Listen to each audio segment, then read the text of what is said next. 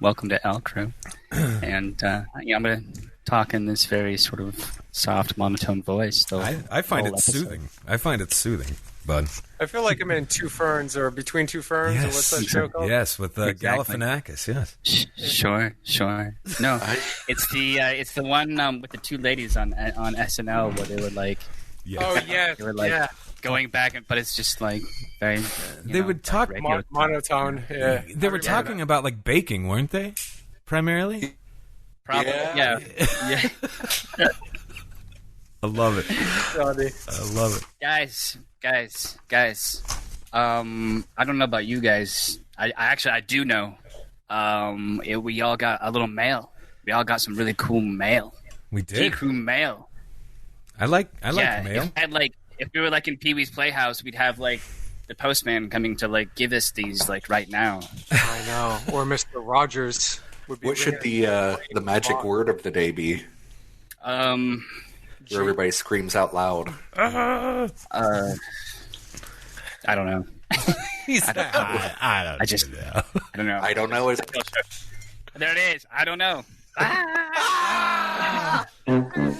Yep. Perfect. Sorry, boys. Perfect. But no, let's walk it through. Like, so I get this weird package. I get the weird package on the back step of Malvern Manor here, and inside of it is a note. And it says, I'm sure all of you are wondering why you received this package. Well, so basically I open the package and it has instructions for me to then mail and distribute the mugs. The cup. Yes. Which are really cool, like G Crew cups, and then on every one of them is individualized to us. So this one here is me getting abducted by aliens. Rather terrifying because they know I'm scared. But no, so I got it out to the guys, but then I was supposed to read some of this, and says, "This is a simple yet complex and meaningful answer. I learned long ago that you should tell people that you appreciate them. And so when somebody has impacted your life in a positive way, it should never go unnoticed. And I think that the world is missing this very basic concept. The state of the world is in... I can't read worth a darn, guys. The world is distressed. I'm sorry, it's all handwritten. This pandemic has left many families broken, struggling, and defeated. Watching content from you guys is always so refreshing, so funny and interesting. It allows people to see that personal struggle is only in... I can't read this. I don't know what it says, but basically, how detailed these things are. But it's so good. Like a microphone on the end of the handle there. Now what's interesting? G Crew, right? It's got Lima, like it's got my dog. It's got your dog, man. And we don't know who did this. We don't know who this is that did this, which is amazing. It does say I've had the pleasure of meeting all four of you, all at different points in my life. So this is somebody, guys, that we have met previously. This is a small token of my gratitude, and I hope you all enjoy these. I want each one of you to know that you have affected at least one person's life for the better. Wow. Signs it, much love, your biggest G. But it does say each cup is unique to you. And I'm curious if you will figure them out. So obviously, I've gone over mine and my absolute fear of aliens and being abducted. So this right here is a nice representation of that. Chad, yours has your dog on it, which is super cute. Yeah, well, and then I'm kind of me as Spider-Man. And you as Spider-Man, even with a scarf. It's so amazing. With holding Lima. So great, dude. That's amazing. It's G Crew on the other side. Yeah. Amazing. I mean, amazing. Yeah, mine has. At first, I didn't know what was happening here, and then I dissected this beautiful constructed cup, and I realized that it has the Spartan warrior face I had on when I ran with Mike Couch for Lost Limbs Foundation. Yeah.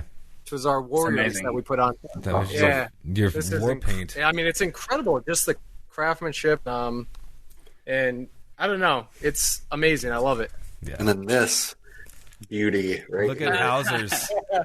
Hauser's I seriously want to get a tattoo of that. That is so You should get that full size, like across your chest, your whole entire chest. Now, guys, every day you can look in the mirror. So we You can do look know in the mirror at doubles of yourself. And just real quick, guys, we do know that the person that made these cups or these mugs, we don't know obviously who ordered them and who had them made, but we do know the person that made the actual cups themselves, and it's Kimberly Ristel from Oddity Clay Works, which is, I mean, good stuff. I'm just going to hold up the card real quick so you guys can check this out, but comes with Oddity Clay Works? Oddity Clay Works, and Works is spelled WORX. Yeah. All right. Good cool. stuff. Shout out These to are them. awesome. They're so cool. So we got to figure. Great work. So we got to narrow it down. Like, eventually, over the episodes, be like, I think maybe it's this person. I think maybe it's this G. Oh. But there's so many G's now. We're getting like so many G's. We do have a lot of G's. Like, we've got how do we narrow down the G's? We go live. We go live again one night, and we start asking questions. We start for sorting each person that comes on. We narrow it down. Yes. Yeah, that's how we're gonna have to do it. We got to sort out the G's. Let's bring on our amazing guest tonight Yes. because she's a world of information, amazing person. I love talking to her because she has just so much knowledge to share. Yeah. And Michelle, welcome. It's so awesome to have you. Welcome Hello. to G Crew. Hello. What's Thanks up, for Michelle? having me. It's so nice to have you on. How you been? How's everything? I mean, I've been hanging in there, working, writing. Not much has changed for me with quarantine. Like, Yeah. I don't leave the house a whole lot anyway. Like, I've got 5,000 books here. Why do I have to leave? I know. You write like 5,000 books too, which is incredible. How many books have you written? Because that was my biggest question I had for you tonight. I was like, wait, how many books has she written? How many have you? Yeah. It depends on if I count the stuff from the 90s. I more than 30. Wow. But there was a bunch of stuff that was published, like poetry collections and things that nobody, they've been so long out of print that they might as well not exist. And those are from 92 to 96. Wow. That's impressive. What's your favorite poetry? What was like the favorite one that just stands out that you love that just, I don't know, strikes a nerve with you? I think it's the Dictionary of Demons. Because I got to mix my mainstream nonfiction with my degree, and I love doing the research for it, and the 10th anniversary edition, being able to add as much as I did, and the mix of all of this really intense research, but also I have full reign for putting all this nifty art in there. I used it to kind of raise the voice of a couple of artists that I like and support their work and get it out there. So it's the one that I have invested the most into, and I think I've gotten the most out of. Very cool. Let's talk about your background because, I mean, you've done so much in just your journey through your life. And by the way, I have the same coffee mug. Oh, that's awesome. We were just talking about our new G Crew mugs that we mysteriously got. And I was like, wait a second, I have that same coffee mug that you're drinking of. So that's so cool. Man. Yeah, let's talk about, everything that you've done. Can you just give a brief of your background, what you studied under, and what you pretty much have accomplished? Let's see. I grew up in a family where psychic stuff was fairly normal, and so Irish Catholic on one side and French, just weird Acadian French on the other. And I say weird because there's some questions about whether or not they were actually Christian. There was a weird sort of secret family tradition that got passed down. My degrees, my undergrad stuff is in comparative religious studies and psychology. My main work is in psychology of religion and religion, religious systems as mythology, so sort of the psychosocial aspect of belief. And let me see, what else? I've been doing stuff in the paranormal as an instructor, as an investigator, as well as a psychic since probably about 91, 92. So I've been doing things for a while. Wow. Yeah. Incredible. Yeah, I loved, Paranormal Lockdown. I loved having you be a part of that. It was so awesome to have you there and just your insight that you brought to it and just pulling back some layers that we couldn't figure out at the Monroe House was incredible. And I'll never forget that, because we found skeletal remains there. So it was just like so weird that you came in, and that just always has stuck with me, just because she had such a great insight of like, I'm trying to remember exactly what you said, because I don't want to quote your words, but it was so cool how you were like, there's something else here. And everything just led to something else, which, you know, we discovered that they couldn't figure out what was going on there. And then we did a return episode where we came back there and found there was caskets by doing ground penetrating radar on the property, and found, you know, other things there. So very amazing working with you and just getting to know you and crossing paths with you. I know, you know, Chad, myself, we're all, you know, really cool with you, but your world of knowledge. Let's talk about maybe something interesting that people, like your perspective of seeing throughout the years. Have you seen it change through like the year, obviously from the 90s to the early 2000s and to now? Has the paranormal changed from that perspective of how everything used to be looked at to now? Yes, and I think paranormal TV has played a big role in that. For as much as it gets a lot of crap, it's opened the dialogue, and it's made it a lot more acceptable to have these conversations, to talk about it, to explore it. I mean, when in the 90s, when I was a baby investigator and a baby psychic, it was the tail end of the satanic panic. And so looking into this stuff was not very socially acceptable. It was okay if maybe it was like white light energy work, and even then you had to like really explain, especially because I'm an occultist. Like people would hear occult and they'd be like, cults, right. bad, like ooga, danger, Will Robinson. Like people's heads would just turn around and they'd be sure that it involved sacrificing goats in the basement. And then, like, 3 hours of explanation later. Right. And I find, like, here in 2020, I don't have to explain nearly as much of that anymore. I can just be like, yes, I've got a degree. I learned from Jesuits. I took a course in demonology. The person who taught the course was my advisor, and a whole bunch of private stuff that we did. And so, and we can look at this without assuming that talking about it means that we're summoning it.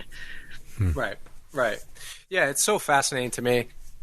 I mean, I love diving into all things paranormal. Do you think now everything's crossing over from like the cryptid? Remember how everything was like categorized? It's like, ghosts are over here, occult over here, cryptid over here, UFO. Like, do you think everything is kind of like a melting pot now, and everyone's kind of searching for the unknown in a general sense? Well, personally, I always felt that it was kind of under the same umbrella of like, we're asking the hard questions about what parts of our world and our experience are a little bit beyond what we understand and what we accept as mainstream. But back in the 90s and the early 2000s, everybody had like their little niche that they were involved in. So the ghost hunters didn't really mix with the witches, and the witches didn't really mix with the occultists, and like on down, or the ufologists and the cryptozoologists. And now I see a lot more intersectionality in the paranormal, where some of us realize that like shadow people might not be ghosts, they might be interdimensional things, and that might also cross over to a ufologist's area of expertise. So we should probably go over and ask the ufologist who's been studying that for a while and get their perspective. I mean, it's not a new idea. Jacques Vallée went into that in Passport to Magonia, and I know some of it's addressed in like Patrick Harpur's Demonic Reality, but it was like on the edges, like that level of let's look from all the different perspectives, because what I'm studying as a ghost hunter might have a better explanation over here if I talk to the guy who's into cryptids, and if we can meet in the middle and get around some of our specialized language, we might realize that we're talking about the same thing. Exactly. I mean, don't you think that's what it should be all about? I mean, I feel like we should all come together as one, right? Just in general. I mean, look at the society we're in today. It's a mess. And it's like, I so want that in the supernatural, paranormal, whatever, like the unknown in general sense, like come together, let's communicate this information, because how are we supposed to learn and evolve together You know, if all of a sudden I'm just saying, no, what my thoughts are right, right? Yeah. Because what I experienced with a ghost, apparition, shadow figure, whatever, that's what it is. Sure, but let me express that to you, all of us here, and so on, in a ripple effects, right? So we can think outside the box and make our own conclusions. But I think that's the problem sometimes is we're so closed off really quickly. We don't want to learn more. We don't want to grow. We just want to be stuck in our ways because that's what we've been taught or that's what we think we know. And I just think we're missing something. And Yeah. it's hard to evolve, until we can kind of step outside the box a little bit.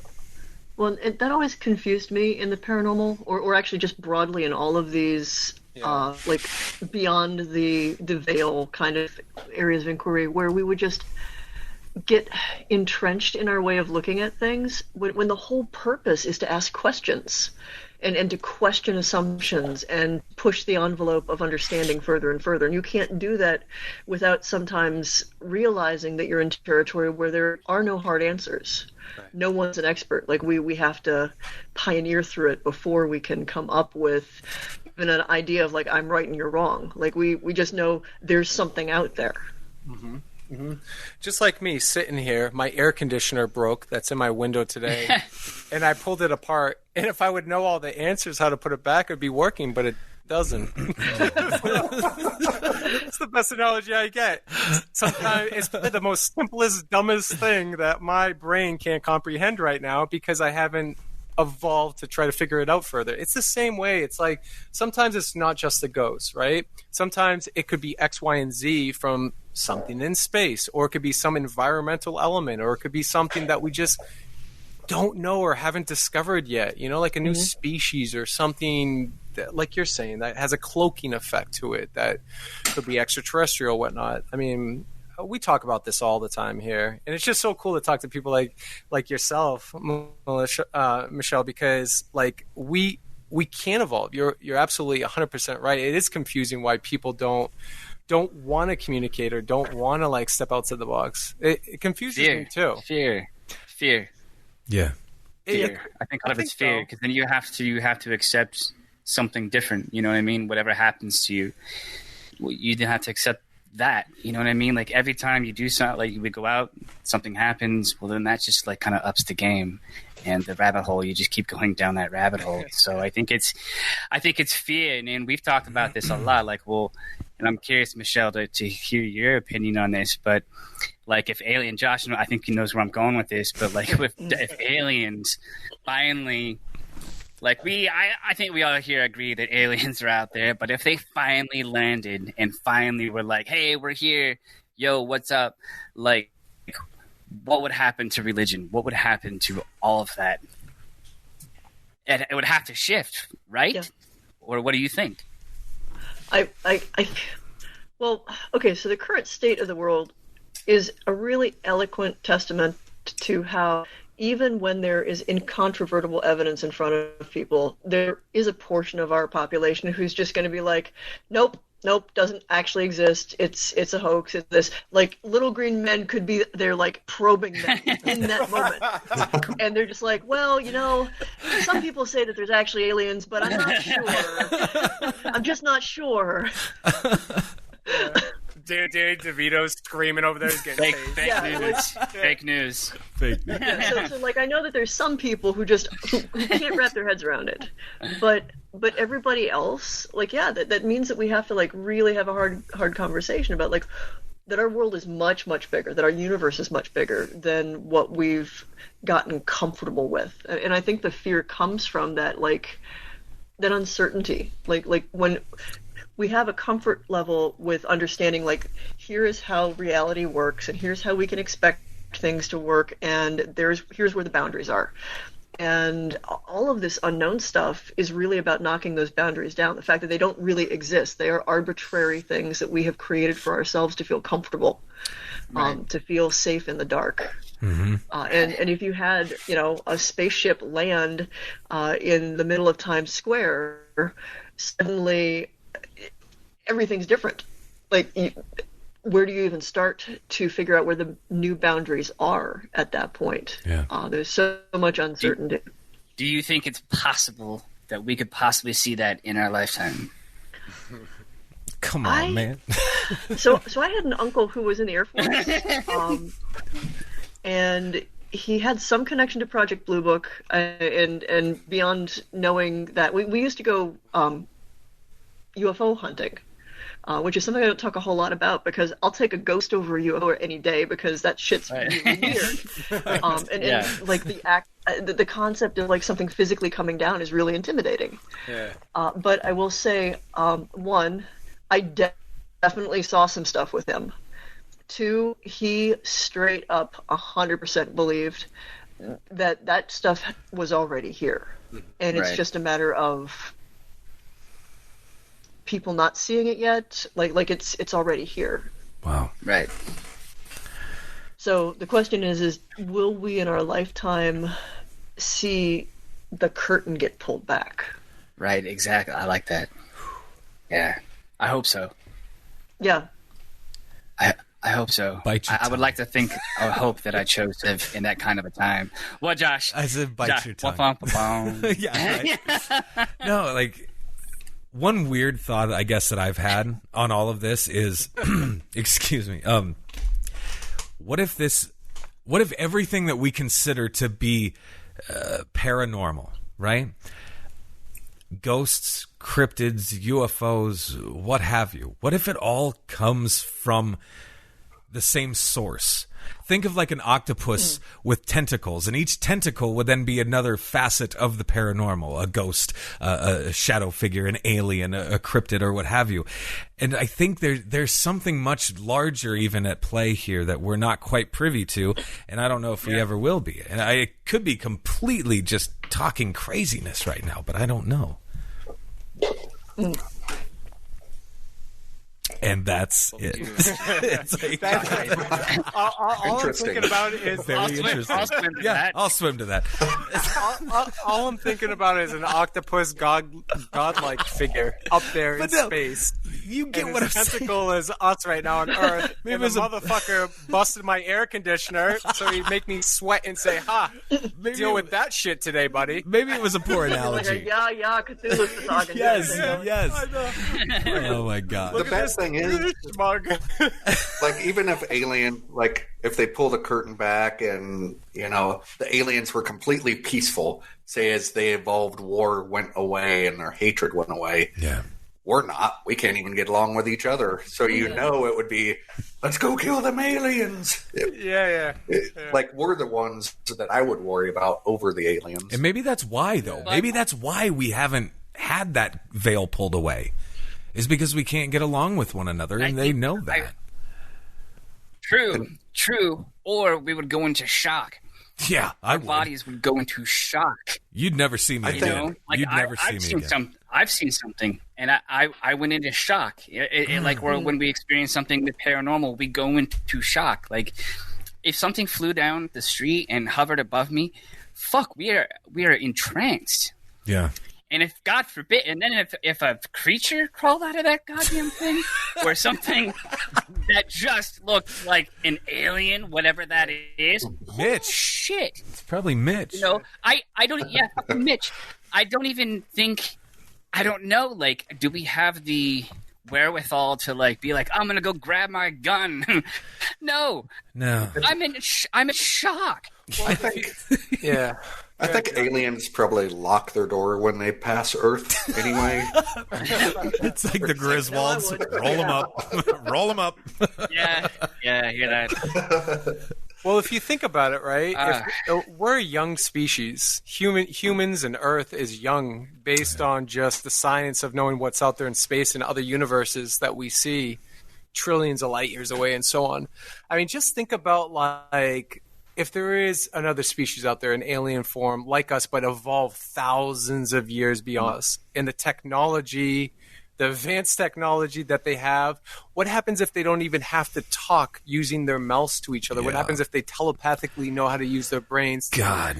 And we know that that's a surreal thing, right, Michelle? Like, we know we can do that right now. We can sense, we have intuitive senses. When I know my daughter's something's wrong, I feel that. When dogs sense there's something wrong, like our animals and pets, they feel that. When there's a tsunami coming, you see elephants running up the hill to the top, right? Like, we know we have the ability to do these things, but what happens if there's something else out there beyond our brains now that's way farther advanced? They're going to come down here to Earth. We can point guns. We can be our hatred selves as human beings that we are. But what are they going to do? They're going to telepathically tell us to stop in our brains, and we will stop, and we will clutch up, and we will aim the guns at ourselves, or we'll do other things to control us. They'll be like, no, this is what's going to happen. And why do they need? It's like Jedi mind trick. Yeah, man. Like, think about it. My daughter and I, the other day, we were standing outside, right? And she saw a tiny little red ant walking by itself in the crack of the cement. She's like, look, an ant. I'm like, yeah. She puts her foot near it. You see the vibration, the ant stop. It stops because of the vibration, right? Because this giant just stepped down next to her. Mm-hmm. And you got to think, and I said, Annabelle, don't squish it. Do not step on it. She wanted to step on it. I go, don't step on it. What is it doing to you? It's not hurting you. You could destroy it in 2 seconds. You could end its life. Maybe it's trying to find its home. Maybe it's trying to do something. Like, it just feels your vibration. So she put her foot down again, and it stops. It goes a different way. It's confused, right? It doesn't know what's happening. It senses and sees these things that's happening around it, but this giant foot and this giant whatever, and the ant doesn't know. So it's like I said, you are a god to this ant right now because you're bigger, you're stronger. It doesn't even know what you are, but you just stepped down out of the blue when it had no clue about you until right now. What happens if there's something else in this beyond our universe or wherever else in space or some other reality or some other dimension that is like that could come to us and do that? Why would they care? You know what I'm saying? They could erase us in a second if they wanted to, but why do they care? What's the point? Like Tinny said, it'd be like you going across the street and having a conversation with a chicken. Like, the same thing. Like, why would you do that? Because your intellects are so different.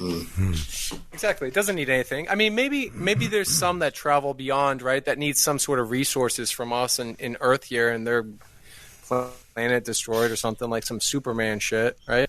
And then, or Starship Troopers. That's a great movie that I love. Starship Troopers, right? The insects are out, kill the insects. Like, I don't know, man. It's just weird when you start exactly what you said, going down the rabbit hole. It begins, and one thing leads to another. Who really has the right answers? Space is too vast, Michelle, how many dimensions? We know scientifically how many dimensions has been proven that there are. Off the top of my head, I think it's more than 13, but there's conjecture of like what you define a dimension as. Right. Because I know that there's like a whole new age little belief system of like time is this dimension, and then like there's the dimension of heart, and they read energy bodies based on dimensions, and I'm not sure that I don't think that that's quite the same thing. But the dimensional stuff, there's a little book called Flatland by a fellow named Abbott, and it was incredibly influential on me when I was a teen, and it's a fictionalized retelling of a mathematical problem of what is it like for something that exists in a dimension higher than what you exist in to interact with you. How do you perceive that? What is that contact like? And for the purpose of the story, the main character actually exists in 2 dimensions. Is just a triangle on a Euclidean plane, and a being in 3 dimensions, a sphere, attempts to communicate with him. And as a ghost hunter, this will sound really familiar because there's a point where he can hear this being talking to him. He can't see him because he's talking from a direction that this fellow in 2 dimensions can't even look in, has no equipped senses to perceive in. There's one point where the sphere tries to appear to him and explain like what it actually is, and it intersects with this 2-dimensional plane, but all he sees is a point and then a circle that gets bigger in ways that doesn't make any sense, and then it gets smaller again, and then it's gone, and he can still hear what's trying to talk to him. Wow. And for me, that explains like maybe a little too much about a lot of our paranormal stuff. Yeah. It explains how like sometimes our equipment can pick stuff up, but it's more like it seems like it's going kind of through the range of what we can perceive, and then it'll like intersect with it, and then strangely then we don't get it again, and then something else happens and we catch it over here. And I really, truly believe some of the stuff that we're dealing with, probably a lot of the stuff that we're dealing with, is stuff that is coming from another, like one dimension up or two dimensions up. And we simply don't have the capacity to perceive from that direction. Right. Yeah, I mean, that's a great way to break it down. I did see something exactly similar, and I watched a whole thing where they break it down into different dimensions, and then it gets to like, when you pass that other dimension, it gets to like a sphere or something like that in the middle core. That's like some other weird dimension. It's almost like circular in a sense. And it's interesting because it like gets into threes and, you know, all that stuff. So, well, I know in the fourth dimension, just if you are going purely by geometry, if you look in the upper corner of any of your rooms right now, there are 3 90-degree angles that meet in the corner of a cube in three-dimensional space. In a fourth dimensional figure that is the equivalent of a cube, there is one more right angle coming out of that corner from a direction we can't perceive. Wow. Yeah. I literally... Yeah. Yeah. I looked over my shoulder thinking something was going to jump out at me. Where's it coming? But like trying to picture that, we can't even get our brains to to work with that. Like what direction? How? Yeah. But mathematically, we know that is true. Yeah, I love the number 3. I always have for some reason. I've always been drawn to it, like triangle, threes and everything. Tesla even talks about threes and 3, the magic number of, you know, dissecting everything. I like everything 4. Is in threes. I don't know. You like 4? Why do you like 4? I just do, man. It's symmetry. I go like it's really weird. My brain. If I see things and I have to do certain things in 4s, God, I really sound like a crazy person right now, but I really do this. And it's always like a up, down, down, up, or a down, up, up, down, or something like that. But to me, it's symmetrical. It makes sense. And it's better. Did you just do the code for Contra, Mike Tyson's 40 lives? Yeah, Contra, 40 lives? Oh, yeah. Yeah, exactly. Up, down, down, left, right. Oh, I love Contra. I went there too. Oh man, I remember that. Well, wait, all right, we talked about this last time. Up, down, no, up, down, left, right, left, right. A, B, A, B, select start. Yeah. Yes, you got that. Select start. Yeah, that was the magic key. Select start. That was the bomb. We got to play that. Imagine if we could do that right now to like life, just like do that code. Just restart. Work out. Yeah, everybody. Oh, it's amazing. No, it gives you unlimited life. It gives you unlimited life and forget that. And all weapons and everything. Yeah. Michelle, I have a question. Because you like Nick said, you're so full of knowledge, and you always seem just incredibly like level-headed and like just like chill. Like, what has something like that's really like gotten to you? Like, is there something that really was like, you know what, that bothered you? Like, anything that you could talk about? Oh yeah, no, there were a couple. Probably the most extreme experience I ever had was with a private client who was dealing with possession, and it was my opinion that this wasn't something that you'd class as a demon, but it was still big, bad, and very bent on crawling into his skin. But he was law enforcement, so he frequently had weapons on him, and it was very violent. And I was in my kitchen with him, visiting for some completely different stuff, when like it just, and there's this thing like they're not kidding, like the person's face changes, like there's a change in everything, and I realize that I am standing in front of this person with this thing in him, like riding him, and I had a weapon drawn on me. Wow. And I had to keep my cool and basically talk to this non-human entity running around in a friend's skin and talk my way out of that.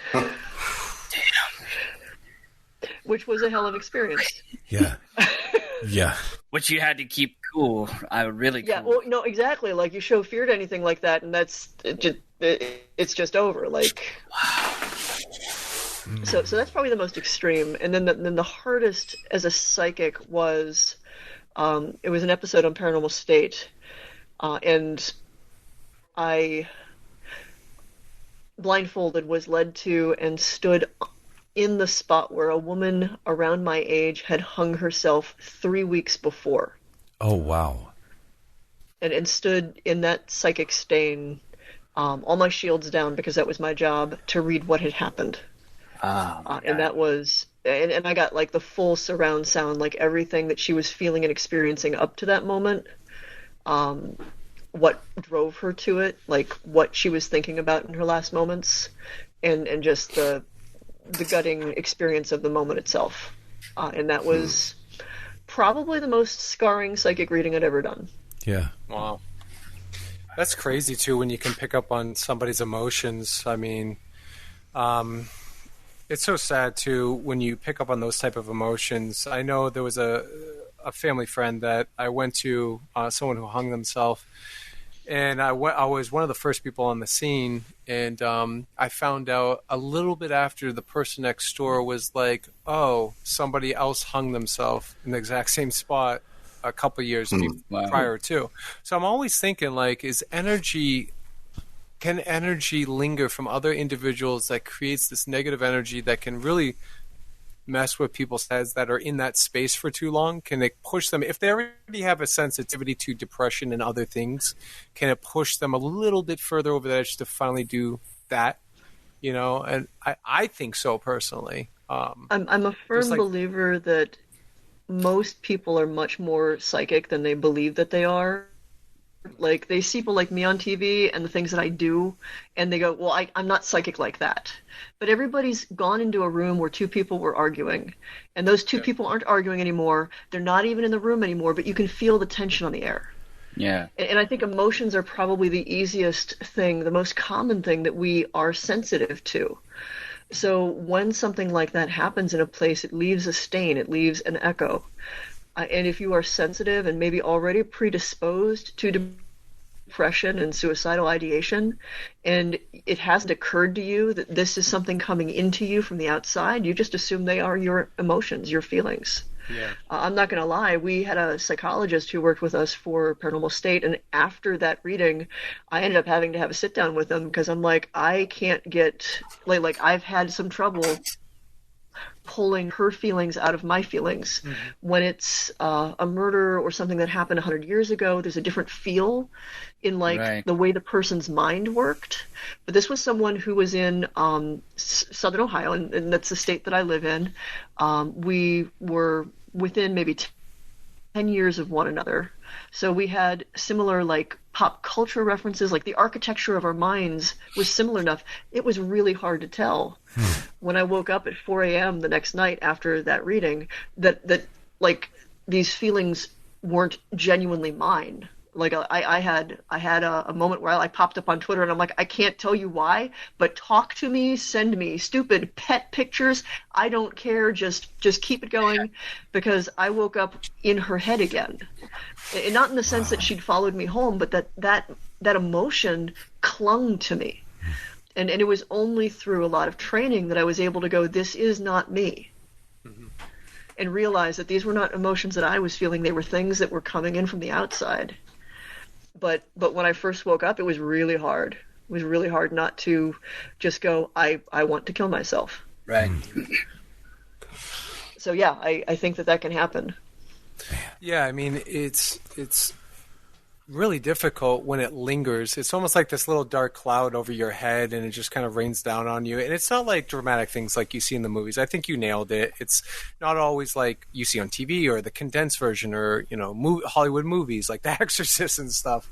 But it is a real thing when you have this negative little lingering cloud, and you'll be driving down the street perfectly fine one day, then a flat tire all of a sudden, or close your door in your hand, or just random stuff that builds up and becomes just negative, where you feel just awful.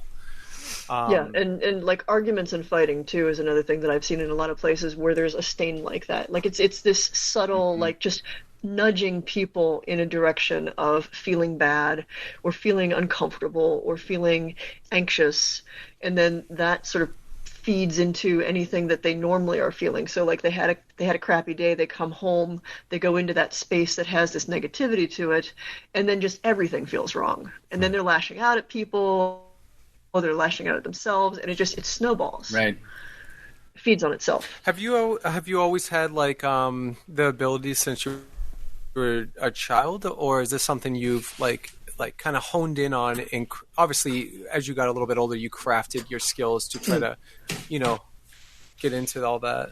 I was a freaky little kid, like incredibly freaky. So I was born with a heart defect. So I went into cardiac arrest when I was 6 months old, and I had a couple of like legitimate near-death out-of-body experiences. So if you are one of the people who like believes that that's something that opens people up, there's plenty of explanations for like why I was wide open. But I also, from like both sides of my family, like there's tea leaf readers and like circus performers on one side, and then like all of these second sight like Irish folk on the other. Like there's just a whole passel of weird that came down the pipeline to me. And then my mom was a hippie art student getting shot at Kent State. Wow. Wow. So I mean, like she was very much a wild child. And so I had experiences very, very early, but also had a situation where I could talk about them and not be shamed about them, and actually just be encouraged to learn about them, to process them, to sort of like understand them rather than try to quash them, which I think helped a great deal for me.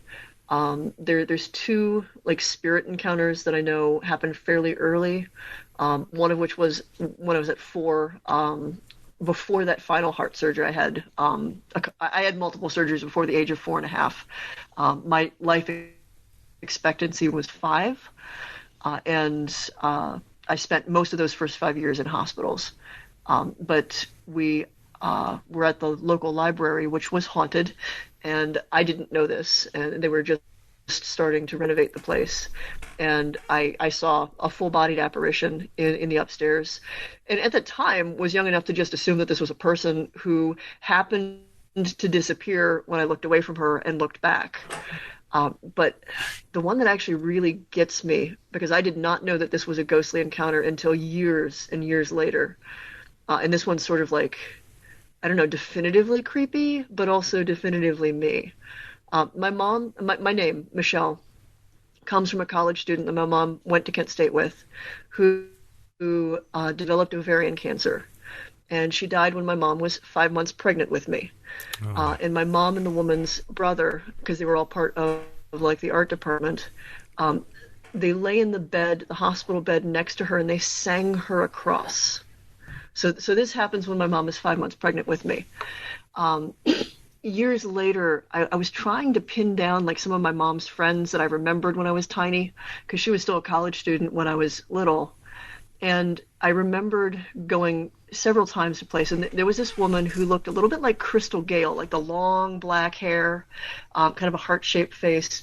And she would frequently, when everybody else was hanging out and, doing whatever they were doing, she would go over in the corner and play with me.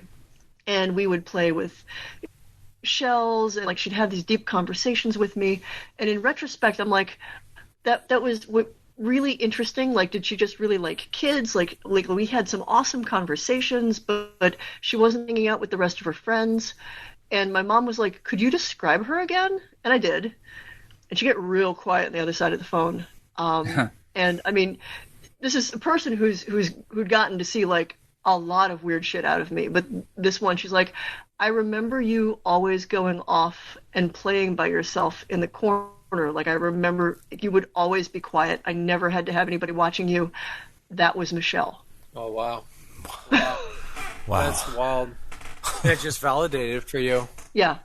And the thing is at that age, she was indistinguishable from any regular person. Like, there's a lot of anecdotal evidence that kids get their psychic abilities squashed, like it gets turned off. You're told to shut it down. But I think actually it's just a matter of assimilating into society. Right. Like, you go to kindergarten, you go to first grade, and there's just certain ways that you're expected to turn your attention.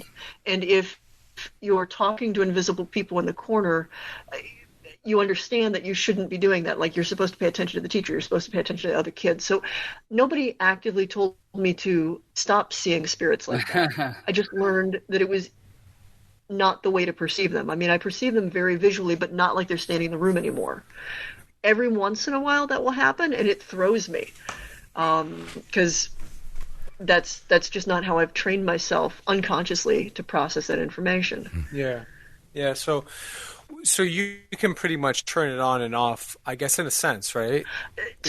It's more like a dial. Like, it's on all the time, but right. I've spent a lot of training to learn how to, like, turn it down from, like, 15 to a manageable level, so I'm not distracted constantly. Yeah, so It's not like Sixth Sense where you stand there and you got the bicycle next to you. Yeah, totally. It's interesting because when I was little, at age 8, I fell from a tree and ripped open my whole arm and pretty much almost died, half-inch off my artery from dying. My mom saved my life. Her quick thinking and carrying me inside. But what's interesting, years later, I asked her, I said, when I was coming in and out of consciousness, I blacked out. Before I blacked out, I said, Mom, I love you. I hit the ground. And I remember my eyes opening and seeing all these faces crowded around me looking down. Like, I'm laying on the ground, all these faces huddled over me looking down. And she said years later that, no, it was just me and some other lady, and we were trying to call the police, and I brought you inside, but that it was no one else. So I don't know if this was like me kind of like crossing over, seeing relatives, or seeing something else that other people don't see, that kind of crossover, that skate on thin ice and then coming back. And so to sum it up, my mother also told me that after this, I would talk all the time in my room. It would actually scare her because I'd be up in my room talking. I had a crazy imagination as a kid. Played G.I. Joes and go in the woods all day. Good old 80s and 90s. And I'd be in the woods and whatever. And she said I would be talking in my room to angels and by their names. And she would hear me and come up and she'd be like, who? She'd peek in and stuff and see me talking in the corner, up into the ceiling and stuff. And then sometimes she would ask me and she could hear me talking to angels. I don't know. I vaguely remember it. I vaguely remember doing that. I remember yesterday falling from the tree and ripping my arm open and glimpses of the chain reaction of coming in and out of consciousness. But I don't remember that much, tapping into that that sixth sense, talking to angels and doing that. I vaguely remember one instance, but I don't remember a whole bunch of stuff. So it's weird how we do kind of turn it off, going through our life, I guess. But I learned, I started doing ghost ventures and then paranormal. I learned to, things just get attracted to me like a lighthouse, and more spiritual communication comes through my digital recorder, certain things. And I know how to, I just started listening to my body, that intuition of picking up on the goosebumps or electricity or feeling things passing through you or understanding the emotions. So I've been trying my best in the last 2 years, really, really just to adapt to that and open up more so to those type of things. What would be an advice you could give people with that sensitivity to hone in a little bit better? First, to just start paying attention to it, and in the moment, don't question it. Experience it. After the experience, you can pick it apart all you want, and you probably should, rule out and debunk and question, what was my emotional state, and did I expect something to happen, or did I have a really bad burrito before this, or whatever. But in the moment, let yourself experience it without judgment, and try to have a kind of Zen mind where you're not hung up on success or failure, not hung up on whether it's real or not. Just let yourself experience it and pay as much attention to that experience as possible. And then the second thing is get it recorded. I don't care if you have to talk to text in your phone, jot it down on a napkin, get as much of the detail in the moment down as possible with as little interpretation. Because in my opinion, that's where a lot of baby psychics go wrong, is they try to make the perceptions make sense. And in interpreting it, they either edit what they perceived or they read stuff into it, and that will start to steer you away from the actual perception itself. Except no matter how ridiculous it sounds. My best example of that was I was teaching someone how to read people's energy bodies, and we do this where like somebody lays on a massage table and multiple people are trying to get impressions off of them, and they each do this separately. One of the people, like I'm watching her read the person's body, and she just kept like getting this look of like, I can't believe what I'm picking up here. And I could tell that she was going to self-edit. She wasn't going to talk about it. And I pull it out of her. I'm like, okay, so what are you picking up there? And she's like, I see chickens. Like, I don't understand. And she's going over a woman, and every time she got around the woman's like hips and groin region, she saw chickens, and she's like, I don't understand. Like, this is the most ridiculous thing. Clearly I am making shit up. And I take her aside, and I'm like, okay, so do you have emotions associated with the chickens? She's like, it just feels bad, and I don't know why chickens are bad. And I'm like, all right, so a thing you don't know about this person that you're reading, and a thing that I do, is she was sexually molested by a grandfather who owned a chicken farm. Oh, wow. At the chicken farm. Wow. So you're picking up on chickens and this bad sort of feeling in this particular area on her body. And if you didn't say something about that, you have a useful piece of information. But if you edited that out because it sounds completely batshit, but so don't edit. Wow. Yeah, that's great advice. That's intense. Yeah. Yeah. No, it was it was intense. Oh yeah. I mean, but that is really good advice, though, and I think that is the biggest mistake. Yeah. I mean, don't edit. Don't edit it out. Like, whatever you feel, whatever comes, definitely jot it down. Like Michelle was saying. I mean, that's great advice. And you got a lot of great books as well that, delve into honing. I think I met you Scarefest #2. Mm-hmm. Yeah, one of those. So. And I bought a bunch of your books, and one of them was talking about, kind of how to hone those abilities. And I think there was something about laying cards face down and putting your palm over. That was a game. Yeah, my mom played that with me. I actually came out with a deck recently, the psychic aptitude cards that riff off of that idea, that give people like they're sort of like Zener cards 2.0. To work with that idea of like, here are 6 basic cards, and they're a color and the word of the color and the image. So like for red, it's a rose, but it also has red, the word on it. And the idea behind it is, before you even try to do anything psychic with it, is kind of create your own little guidebook for what your impressions for each of these cards is. What emotion do you feel? What associations do you have? And then instead of just expecting it to be like, I'm beaming a rose into your head, or I'm beaming the color red into your head, if you have a hit on any of those associated emotions, associated memories, you're getting the information, you're just having it come through a different prism. But like I don't do, everybody always asks for me to do psychic readings for them and like paid like tarot readings or whatever, and that's not what I do. What I've been doing since the early 90s is I teach people how to do it themselves, and that's always been more important to me. Yeah, that's awesome. It's fun. I just had a thought come to my head where we need to do this G Crew together once all this quarantine stuff is lifted, and we need to have you out, Michelle, to like Melvin Manor or something where we can all go under some like interesting hypnosis and try to have like these outer body spiritual experiences through the location. That would be incredible, Josh. I would by the way, love that. I was thinking about that. Yeah, to dive in more into, because I want to learn so much more about what's her name, Josh? I already forgot her name. Gracie. Back there. Gracie. Yes. I want to know more about Gracie. And I think sometimes, just like Michelle's saying, we miss the big picture on, like, it's not the simplicity of certain things that comes to us spiritually or psychically or whatever. I think we miss, like, certain things like you're saying, because we want to edit that out. Oh, the chicken sounds crazy, or this sounds good. No, that doesn't make sense, or why can't I make sense of it?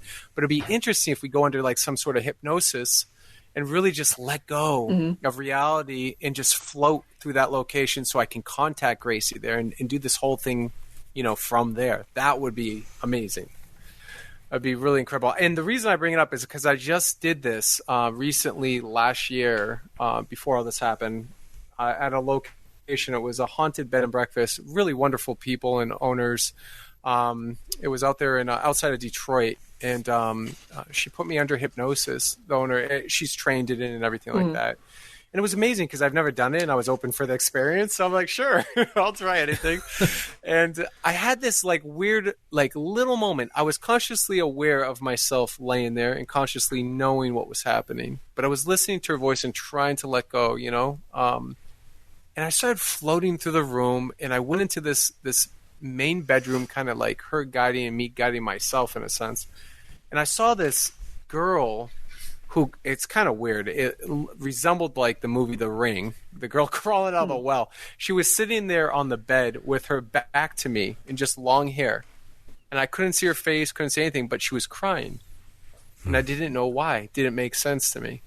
And then later I learned that I think there was a woman there in the 1800s or something like that. And it used to be for I think abortions and stuff like that, just things that went wrong. And it had some symbolism behind what happened to a certain person there. And I had that moment. I didn't really know too much information about it, but you're absolutely right. You got to be aware of certain things like dreams and all that stuff. So. Yeah, the more record you keep, the more you start to realize that there's a lot of stuff that you pick up on. Yeah, absolutely. Man, what do you think? I guess the last question I have is, what do you think at this period of your life right now? It could change, years from now, like we all do. But what do you think happens when we die? The body dies. Do you think there's the conscious thought, energy that moves on? What do you believe happens? I lean very heavily toward a Tibetan Buddhist way of looking at how this process happens, and I think that the soul, or what we think of as the soul, doesn't jettison immediately. That there is a process that can actually happen even before the body has passed away. That there's sort of a wiggly space of depending on circumstances and what the death is like and where the person is at when they detach from their physical body. And then they are there in an echo of their physical body, a subtle body. Think of it like your astral form, which itself isn't technically the soul, although it's the vessel of the soul. And then they, in that form, either stay, linger, because there's a lot of stuff that they haven't resolved, they haven't really quite gotten over their death, or that they've got family members or things that they're still very invested in, or they realize that they can wander off and do pretty much whatever. I've had an experience with someone where I think that there's also a stage where they leave, or that they can leave. And the only thing I can say about that is wherever they go, it's somewhere I can't reach. It's somewhere I can't perceive.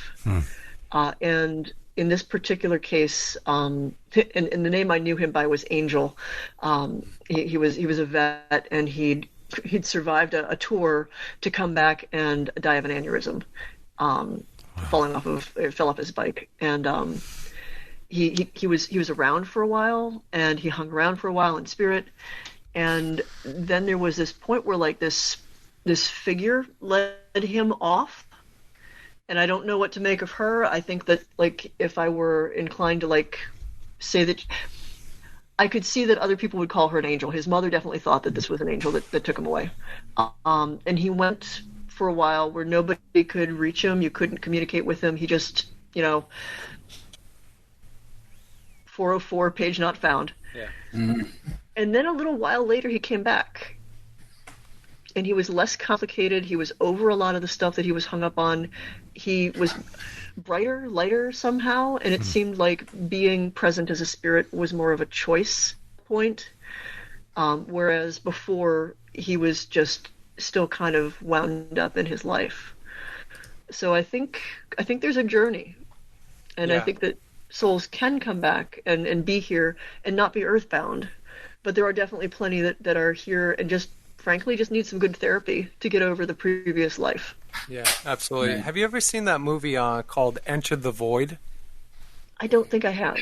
It's a really amazing movie. I mean, it's the same director who made that crazy movie Irreversible, which was pretty wild.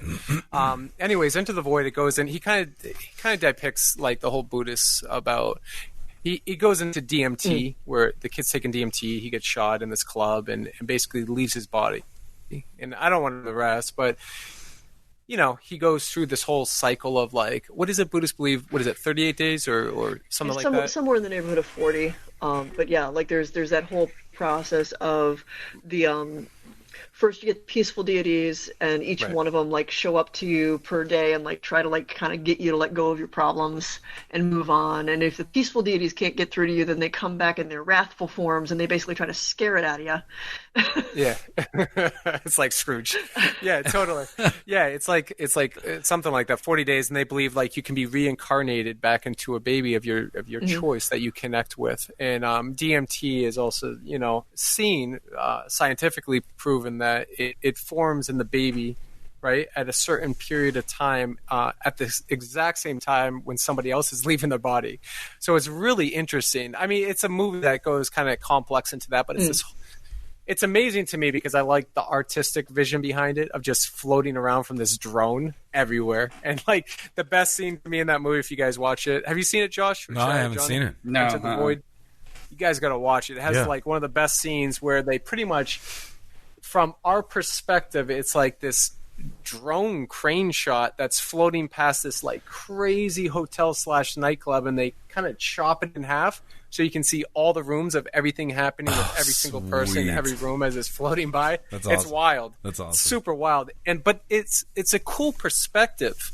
Kind of like what you're saying, Michelle, is like you float around and you're this energetic form, and you leave this body that we're grounded to this earthbound that we're living in, this reality, and you're floating as this like other dimensional like being, and you're looking and you're going through all this like crazy stuff, and he has to see the horrible things that's happening to his girlfriend, to him, to life, like, and you have to pass by your regrets and all that stuff so you can have another life or another chance or move on to that next place. And it's really fascinating to me. I do believe that happens, and I think there's possibility to it too.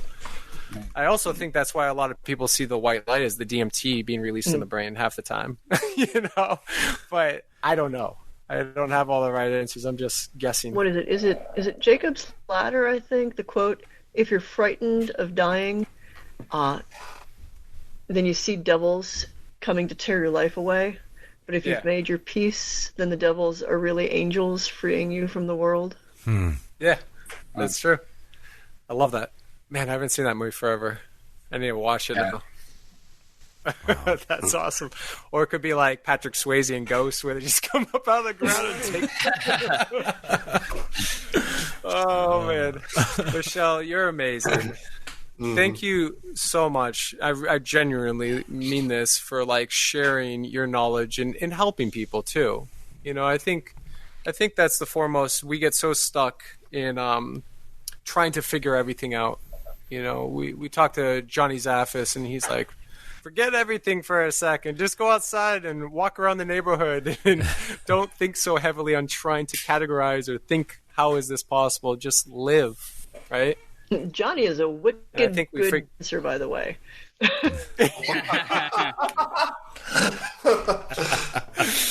Oh yeah, we're gonna have to test his skills. I have had hung with them. Oh man, awesome. Thank you so much. Really appreciate it. Thank you, talking to us, Michelle. Thanks for coming out. Yeah.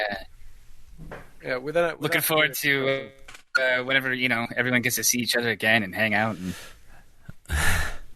not through the computer screen or through Twitter. Yeah. Well, spiritual hugs all around. All right, Michelle. Well, take care. Have a great night. And it's good seeing you again. Look forward to talking in the future. Thank you. You'll take care. Thank you. Thank you. Oh, man. I love it. It's always awesome when you can talk to great people that just can share so much information. I mean, how many people have we spoke to at this point that just like, I love the viewpoints and perspectives because I mean, the one thing I know that's happening is we're learning. Yeah. And that's what matters to me. Take a lot. Oh yeah. Okay. You know, it's a good time. And my G Crew cup is out. It's out. It's bone dry. That's good stuff, boys. Cool. All right, gentlemen, I shall skedaddle. Awesome. Thank you so much. Thank you, Michelle. Thank you so much. We'll talk Great to you conversation. soon. Thank you. Yep. Yeah, it was fun. Keep it weird. Exactly. I know we got the extraterrestrials, coffee mugs, and whatever else we talked about. DMT. Yeah. It's like who talks about? Gonna top it off with a little dimethyltryptamine, please.